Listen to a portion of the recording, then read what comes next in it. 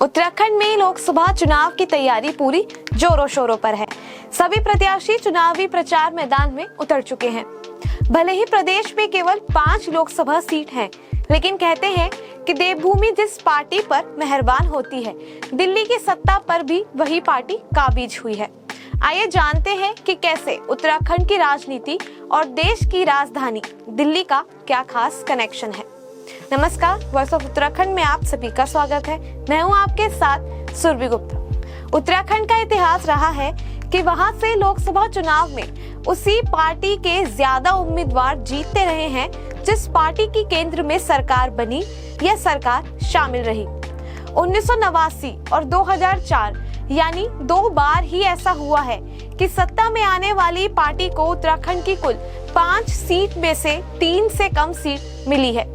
साल 2014 की बात करें तो उस दौरान हुए लोकसभा चुनाव में 5 सीटें बीजेपी जीती और केंद्र में बीजेपी की सरकार बनी थी।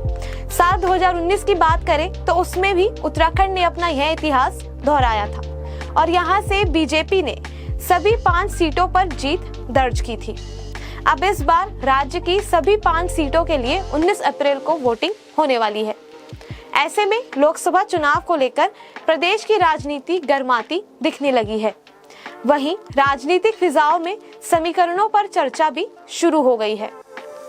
यूसीसी या अग्निवीर क्या होगा हावी? इस बार भी मुकाबला बीजेपी और कांग्रेस के बीच है। उत्तराखंड को बीजेपी की नई प्रयोगशाला भी माना जा रहा है। उत्तराखंड में बीजेपी सरकार यूनिफॉर्म सिविल कोड यानी यूसीसी का कानून पास कर चुकी है और अब उसके नियम बनाए जा रहे हैं। हालांकि यह अभी लागू नहीं हुआ है, लेकिन बीजेपी इसे खूब भुना रही है। उत्तराखंड देश का पहला राज्य जिसने यूसीसी पास किया है। बीजेपी के चुनावी वादे में भी यूसीसी था।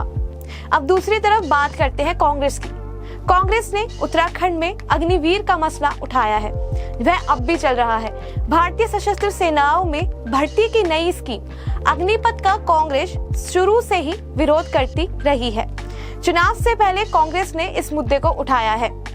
अब बात करते हैं उत्तराखंड की, जिसे सैन्य बहुल राज्य कहा जाता है।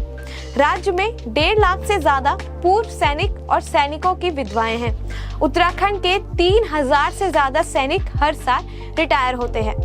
आर्म्ड फोर्सेस, भले ही आर्मी हो, नेवी हो या एयरफोर्स हो, उसमें उत्तराखंड से अभी 70,000 से ज्यादा सैन्य कर्मी हैं।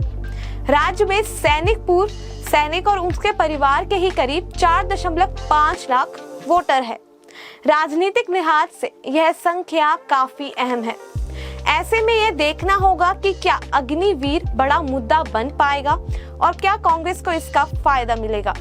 उत्तराखंड की राजनीति हमेशा से ही काफी दिलचस्प रही है। अब इस बार देखते हैं कि उत्तराखंड की राजनीति में क्या कुछ नया देखने को मिलेगा।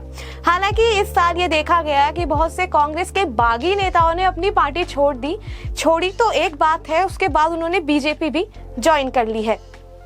ऐसी ही अहम खबरों से जुड़े रहने के लिए चैनल को लाइक करें और सब्सक्राइब करें। धन्यवाद।